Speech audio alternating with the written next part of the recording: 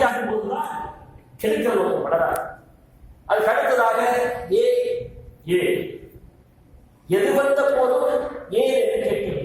எதுவாக இருந்தாலும் எப்படி இருந்தாலும் எதுவாக இருந்தாலும் எப்படி ஏ என்று கேட்க வேண்டும். அதான் ஏ ஏ ஏ குறி ஏ எப்படி என்று கேட்க வேண்டும். ஏ என்று கேட்க வேண்டும்.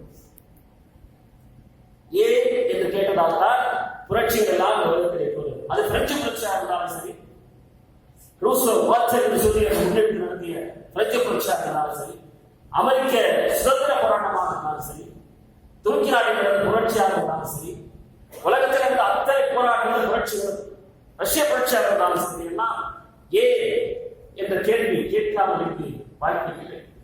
தான் என்ற எண்ணம் கொண்ட மனிதன் வாழ்க்கையை சொல்லி மீண்டும் வாழ்க்கையிருக்கிறார். அப்படி ஏன் என்ற கேள்வி என்று கேட்காமல் வாழ்க்கை. அப்படி ஏன் என்று ஒரு தமிழகத்தில் இருக்கிற ஒரு புதுவெளி தலைவர் கேட்டால்தான் சமுதாயத்தில் இருக்கின்ற மிகப்பெரிய நம்பிக்கைகள் எல்லாம் தமிழ் மொழியாகி நிலை வந்த நம்பிக்கைகள் எல்லாம் மாறி புதுப்பாதையில் பகுத்தறிவுக்கு அங்கே தரம் போடப்பட்டது.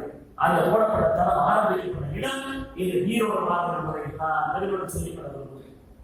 அதுதான் தொண்டு செய்து படுத்த படம் தூயதாடி வாழ்வில் விடும் மண்டை சுழற்சி உலகத்தோடு மனக்கை சிறுத்தை என்று சொல்லி சொன்னார். பாரதாசன் கேட்டால் தந்தை பெரியாரை பற்றி சொல்லும் போது நீங்கள் ஏதாவது நன்றாக சொல்ல முடியும் என்று கேட்டு சொன்னார். அவரை பார்க்கும் போது அங்கே தாடி இருக்கிறது அல்லவா, தொண்டு செய்து படுத்த படம் தூய தாடி வாழ்வில் விடும் மண்டை சுழற்சி உலகத்தோடு அந்த மண்டையை வருகிற மூலையில் இருக்கிற கருத்துக்கள் உலகத்தில் வருகிற மூட நம்பிக்கையெல்லாம் தகத்தறியக்கூடிய மிகப்பெரிய வலிமை பெற்றவராக இருந்தார். நிறைய நம்பிக்கை எல்லாம் தூக்கி எறிந்து விட்டு புது பாதையை போடு. அந்த பாதையை மக்கள் எல்லாம் பயணிக்க வேண்டும்.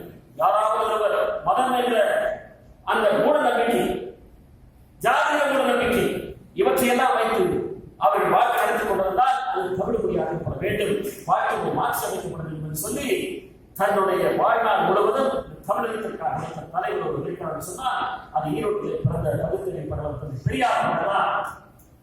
அது பெரியார் தான் சொன்னார். இப்படியெல்லாம் இந்த கருத்துக்களை எல்லாம் நாம் ஏன் கற்றுக்கொள்ள வேண்டும் என்று சொன்னால், பெரியார் சமுதாயத்திற்கு என்ன சேவை செய்தார்கள் நாம் தெரிந்து கொள்ள வேண்டும். இன்னொரு இடத்துல கேட்டார்கள், பெரியாரை பற்றி பல பேர் பல விதமாக சொல்கிறார்களே, யார் சொன்னாலும் ஒரு கவிஞர் இருக்கிறாரே அவர் சொல்வதுதானே அந்த கவிக்கெல்லாம் மிகப்பெரிய உச்சமாகும் என்று சொல்லி கேட்ட போது அந்த கவிஞர் சொன்னார், நான் தந்தை பெரியாரை பார்த்திருக்கிறேன். அவர் நடந்து வருகிறார் என்று சொன்னால், நடந்து வரும்போது அவர் அந்த தடி பிடித்துக் கொண்டே வருகிறார் அல்லவா, அந்த தடி சேர்ந்து ஆடுகிறது, ஆடிக்கொண்டுதான் இருக்கிறது. அந்த தாடி காட்சியில் அதுவும் தான் ஆடுகிறது என்று சொல்லி இருந்தால் சொல்ல கூட சொல்கிற கருத்துக்களிலே கொஞ்சம் கூட நடக்கவில்லை, ஆட்டவில்லை என்று சொல்லி கவிஞர் எழுதினார். ஆசிரியர் ஊன்றில் தடி செய்து நடுங்கக்கூடும் உள்ளத்தில் உலகத்திலே அழைக்கவில்லை வாழ்ந்தவள் வெள்ளையகம் தாடி ஆடும் பலமான சிந்தனையில் ஆட்டவில்லை என்று சொல்லி சொன்னான். கண்ணதாசன் தான் சொல்றார், யாரும் சொல்ல முடியாது. ஊன்றில் தடி செய்து நடுங்கக்கூடும் உள்ளத்தில் உலகத்திலே அழைக்கவில்லை வாழ்ந்தவள் வெள்ளையகம் தாடி ஆடும் பலமான சிந்தனையில் ஆட்டவில்லை என்று சொல்லி சொன்னான். அப்படிப்பட்ட தந்தை பெரியார் தன்னை 94 வயது வரை மூத்திரத்தை பிடித்துக் கொண்டு ஒவ்வொரு ஊராக சென்று கிட்டத்தட்ட 8200 நாட்கள் அவர் பயணம் செய்திருக்கிறார். 8,20,000 மைல்கள் அவர் பயணம் செய்திருக்கிறார். நம்ப முடியாது. அந்த 8,000 நாட்களில் 302 நாட்கள் அயல்நாடுகளிலே அவர் பயணம் செய்திருக்கிறார். 8,20,000 மைல் என்று சொன்னால் இந்த பூமி பந்தை வலம் வந்தா ஒருவரை போல மயிலை எடுத்துக்கொண்டு உடனடியாக சுற்றி வர முடியுமா? முடியாது. இருந்தாலும் கூட அவர் சுற்றி வந்திருக்கிறார். இந்த பூமி பந்தை 8,20,000 மைல்கள் பூமியை சுற்றி வந்தால் 33 தடவை இந்த பூமி தாய் சுற்றி வர வேண்டும். அந்த அளவு தூரத்தை தன்னுடைய வாழ்நாளிலே கடந்து வந்தது இல்லையா? இங்கிருந்து நிலவு செல்ல வேண்டுமா? நீலவா நாடுக்கு உடல்நலைக்கு நிலாவை காட்டிவிட்டால் ஒளிமுகத்தை கோலம் விழுந்து காட்டிவிட்டால் நாளை கொள்ளையிலே உலகம் சாமோ வாழ சோலையிலே பூத்த தனி பூவோடு நாம் சொற்களை பார்க்கிறோம். அமுத பூச்சோ காலையில சங்கல் கடலின் மொழி கடமாறி ஒளிப்பிழங்குவோம். உன்னை திருவிழியால் காணுகின்றேன், ஒளி பெறுகின்றேன், என்னை ஒதுக்குகின்றேன், இடங்களால் தவிர்க்கின்றேன்,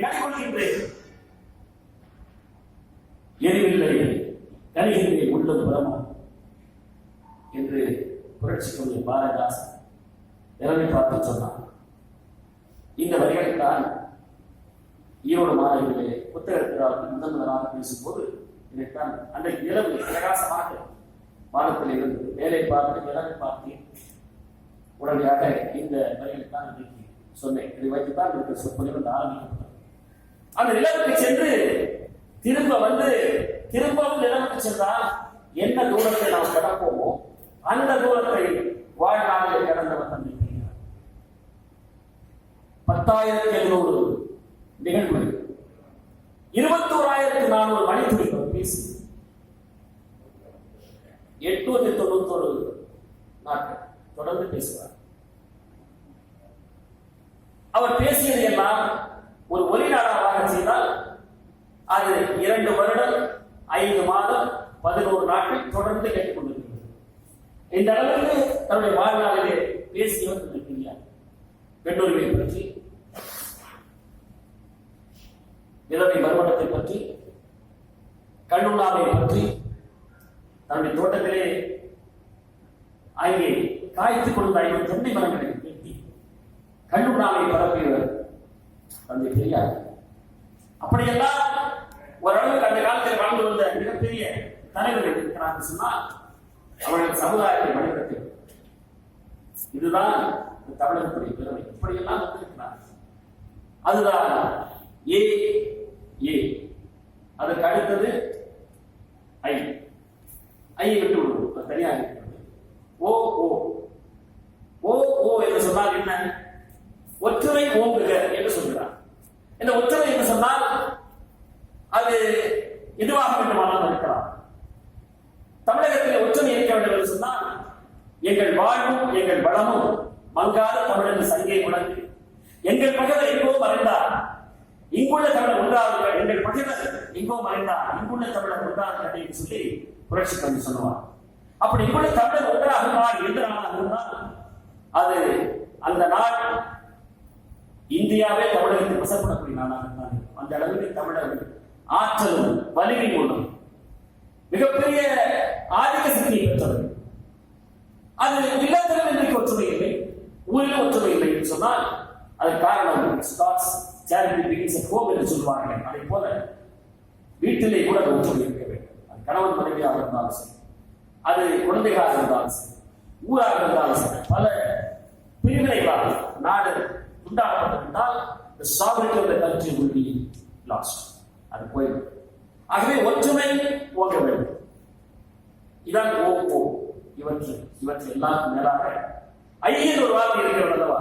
அந்த ஐ அது ஏன் தனித்து இருக்கிறது சொன்னால் அது நான் என்று சொல்லுகிறது அல்லவா?